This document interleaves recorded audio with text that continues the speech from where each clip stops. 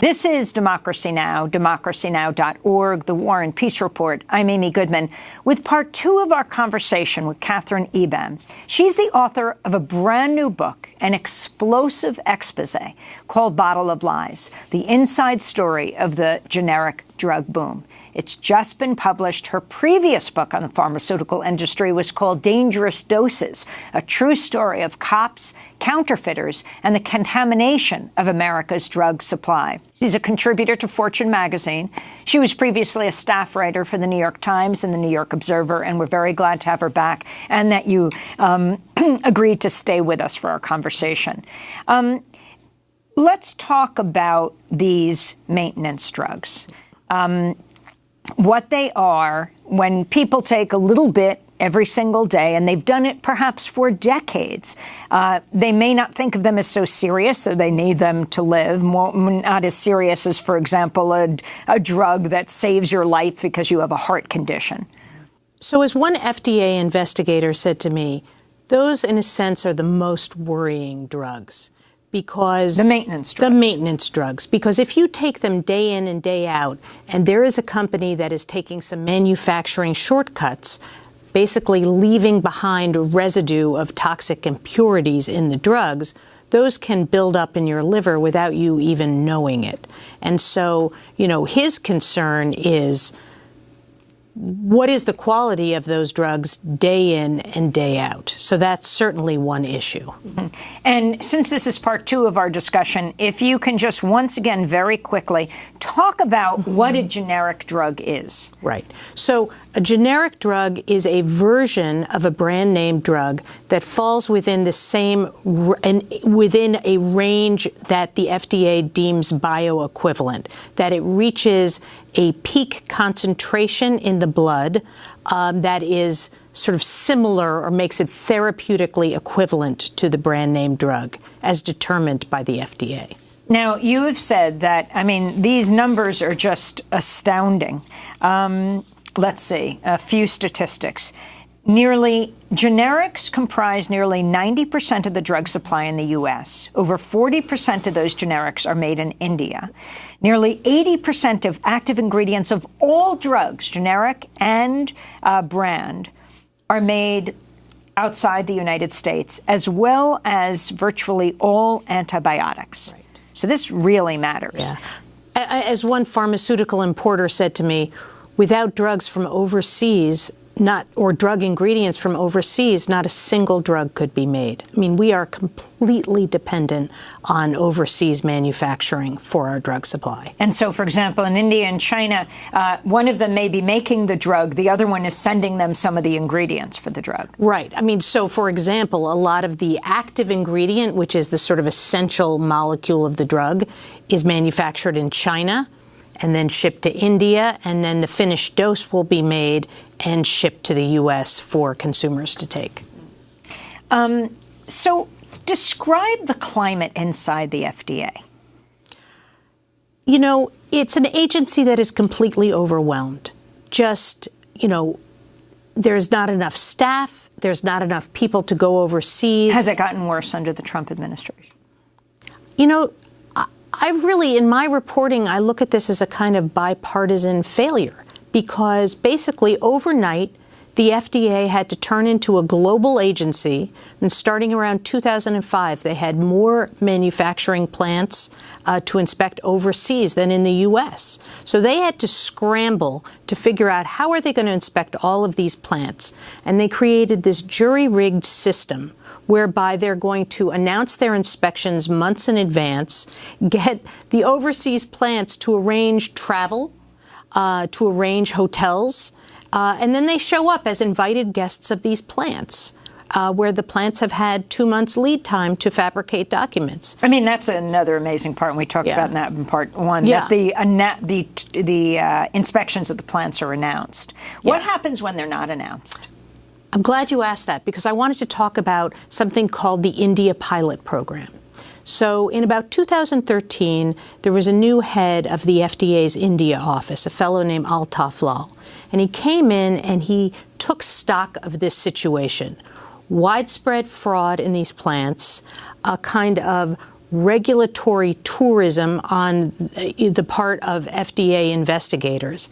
And so he pitched what would seem like an absolutely obvious proposal to the head bureaucrats back in Maryland at the FDA, which is to create something called the pilot program, whereby all the inspections of drug plants in India would be unannounced or with short notice within 24 hours, say.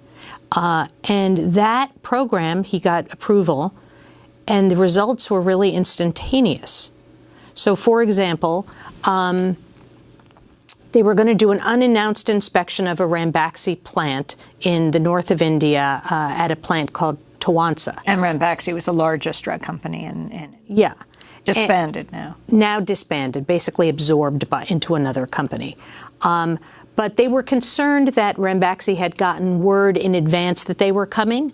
So what they did is they were supposed to come on a Monday. They decided they're going to come on a Sunday instead.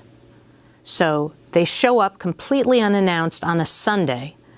They go in, this is Peter Baker and a colleague of his, they go into the quality control laboratory of this plant, and they see all of these people with Post-it notes lining the surfaces saying what data they should change and fabricate in advance of the inspection that they thought was the following day.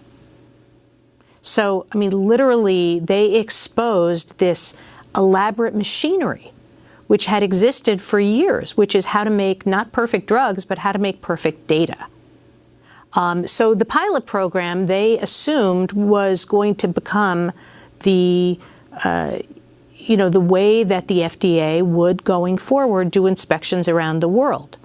But instead, after a year and a half, the FDA put a stop to the pilot program. Put a stop to the unannounced investigations or inspections. Yes, and went back to pre-announced inspections. Why? And when was that?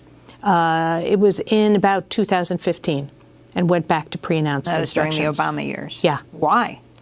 Well, I could never get an answer out of the FDA, but I have my suspicions, which are namely that the pilot program was exposing so much fraud, the rate of the most serious findings increased by almost 60%. And I think that they felt that the drug supply could not absorb all the sanctions and restrictions that were required in the wake of these findings. I literally think the FDA preferred not to know. Talk about some of the most common drugs and how they're made, like amoxicillin, the antibiotic. I mean, again, virtually all antibiotics are made outside the United States. Right. Well, this is something that your guests might find interesting, which is antibiotics require fermentation. And that is one of the reasons that the Chinese took over antibiotic manufacturing in the world, is because they are so good at fermentation, like making soy sauce, which they have done for eons. And so they became manufacturers on a very wide scale of what are called antibiotic salts. And those sort of form the core ingredients that antibiotics are made out of. Talk about Vicodin. I don't know if I can talk specifically about Vicodin, about the painkiller Vicodin. Yes, but one of the most popular drugs for treating pain. I mean, and where it's made. Right. So I don't know specifically. I mean, my guess is, off the top of my head, that there's going to be multiple generic manufacturers who are making Vicodin, and that, like most drugs, it's going to be manufactured overseas. So your book is being hailed by many as perhaps the new Silent Spring. Mm-hmm. Silent Spring had to do with DDT. Mm-hmm. Your book would have to do with generic drugs. But again, that doesn't leave brand names off the hook. Absolutely not. I mean, brand name drugs are 100% implicated in this globalized system. And I'll give you an example of that. Again, from one of Peter Baker's inspections. He went into a plant operated by a company called Fresenius Kabi, which is a German brand name company, makes oncology drugs. They had purchased a plant in India, like so many brand manufacturers, and Peter Baker went in And he figured out that this company was running a sort of hidden manufacturing operation. Oh, I'd like some of that too. Beneath the surface of the sort of transparently run system. They were engaging in hidden tests, secret tests of the drugs. They were mixing pure active ingredient with less pure active ingredient to try to slip it past and cutting costs, and that this hidden system was being run by the head of the plant. And Fresenius Kabi, back in Germany, didn't know about this. So he was able to uncover that through one of his investigations. I mean, that's just an example of the way in which this is not just a generic issue. This is just a worldwide, thank you, this is a worldwide issue. Can you talk about first to file and how that essentially changed the generic drug industry? Yeah. So in 1984, there was crucial legislation called the Hatch-Waxman Act, which really started the generic drug revolution in this country. And what it did was it created a separate pathway at the FDA for generic drug manufacturing.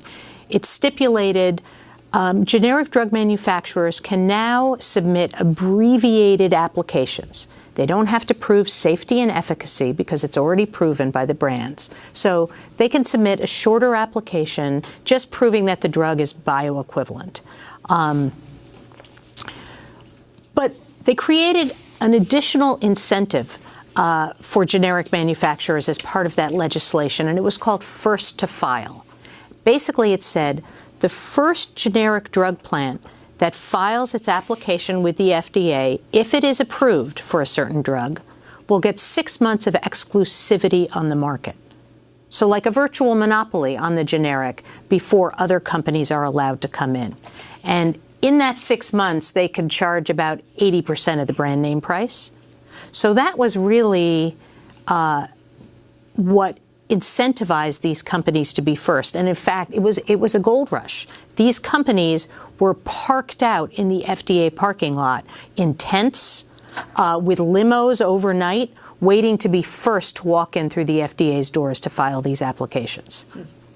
We're talking to Catherine Eban. She's the author of the explosive new exposé, Bottle of Lies, the inside story of the generic drug boom. This is part 2 of our conversation. Previously, she wrote Dangerous Doses, a true story of cops, counterfeiters, and the contamination of America's drug supply. Talk about that book and how, and the difference between what you were looking at there and here. So that book, which I published in 2005, started with a tip from actually a longtime FDA source to look into why counterfeits were coming into the nation's pharmacies. And in that book, which I worked on for 3 years, I exposed how middlemen, the big wholesalers, were buying cut-rate pharmaceuticals off the gray market. And the gray market was populated by narcotics traffickers who had gotten wholesale licenses from various states to sell life-saving pharmaceuticals. So, in that case, it was really a domestic scandal. This was about U.S. drugs, U.S. wholesalers, and how counterfeits were getting into the supply chain. And this, this book, the level of difficulty, I mean, this was a global investigation. I had to travel to I did reporting on 4 continents, hundreds of interviews. So it's a very different kind of book. I mean, it's a really, I like to think of it as a book about integrity in a globalized world. And then summarize this book, Bottle of Lies. So Bottle of Lies is the story of widespread fabrications in the generic drug plants around the world that we all rely on, and how a group of individuals who were dedicated to saving patients tried to expose it and blow the whistle. Well, I want to thank you so much for your work. Catherine Eban, author of Bottle of Lies, the inside story of the generic drug boom. It's just been published. If you'd like to see part 1 of our discussion, go to democracynow.org. I'm Amy Goodman. Thanks so much for joining us.